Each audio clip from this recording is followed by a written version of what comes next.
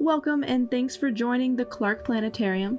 This is a 360-degree video, meaning that you can change your view by panning the video on your smartphone or laptop.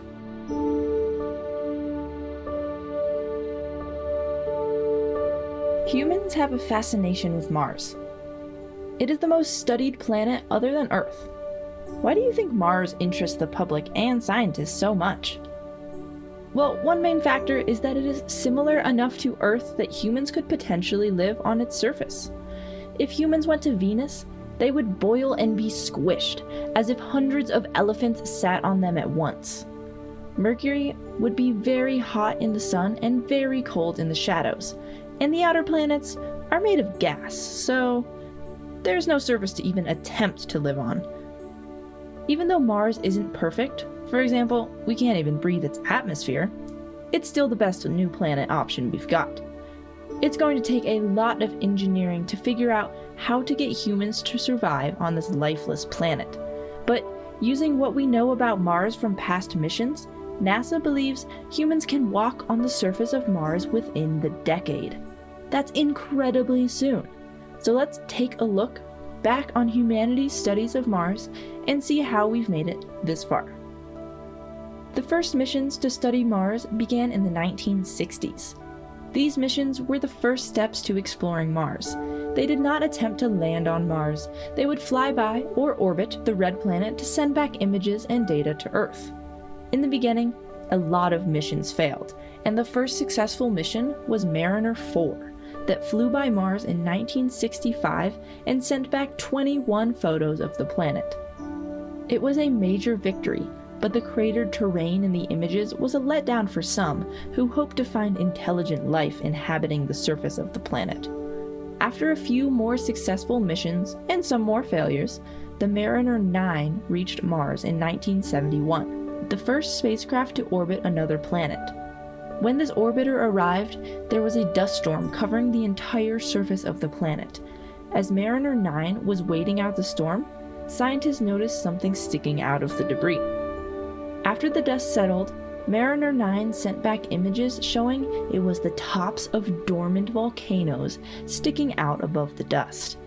It also discovered Valles Marineris, a canyon deeper than the Grand Canyon and as long as the entire United States. The Mars Global Surveyor was a later orbiter launched in 1996 that operated orbiting Mars for 10 years. The mission mapped Mars from pole to pole and found signs of ancient water. A map of Mars was created using images sent back from this orbiter that scientists used to decide where to land future missions. Flybys and orbiters were great for an initial look at Mars, but scientists wanted to know more. Could there be past or present life on the planet? Is there water? Could humans survive here? So scientists attempted to send landers to the surface and study the chemistry. The first spacecraft to successfully land on Mars were the twin Viking landers in 1976. And then later, they also sent rovers to not only land on the surface, but also move around and explore. Spirit and Opportunity were some of NASA's most successful rovers. Expected to last only months, Spirit lasted 6 years and Opportunity 15 years, losing contact with Earth in 2019. Each discovered evidence that water once flowed on the surface of Mars. There are many challenges faced when placing a rover on a different planet. Even after it successfully gets there, information takes, on average, about 13 minutes to get from Mars to Earth, and an additional 13 minutes to return instructions to the rovers.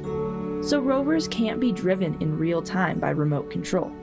These rovers have to have advanced technology to be able to make decisions for themselves. For example, if their sensors detect a steep cliff in front of them, they shouldn't drive off of it. Curiosity is another rover that still rolls around Mars today.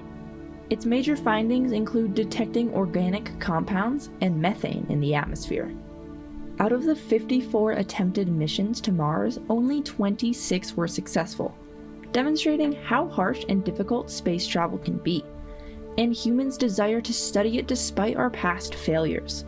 Even with all the data collected from past missions, we still need to learn more before we send humans to the surface of Mars. Perseverance is a new rover that is set to launch sometime this year. It will be equipped with state-of-the-art instruments to test the soil for any signs of past life. It will also bring along a rechargeable helicopter. The helicopter will test the ability of future flying robots to explore Mars in its low-density atmosphere in a series of quick 90-second flights. Perseverance is the next step in bringing humans to Mars. I hope you all follow along with the launch and mission this year and see what new things we learn about our planetary neighbor.